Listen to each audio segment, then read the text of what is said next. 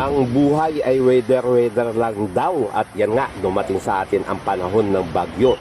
Kaya medyo masakit, nakakalungkot.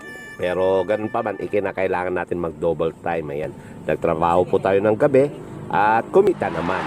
12 250. Ayan po kayo pinag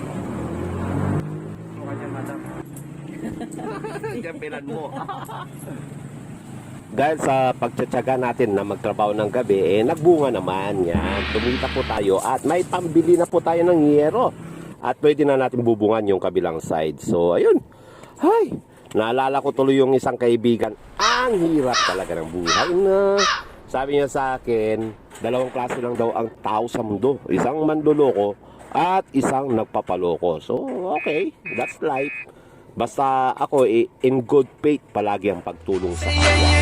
So, ayos lang kung niloko man tayo, anong klase yun. Basta importante, ayan no, tuloy na tuloy ang buhay. At God is good. Tingnan nyo ang nangyari, ayan no, nabubungan nga. Kaya maraming salamat po sa suporta nyo. Ingat po kayo lagi. God bless. Bye-bye.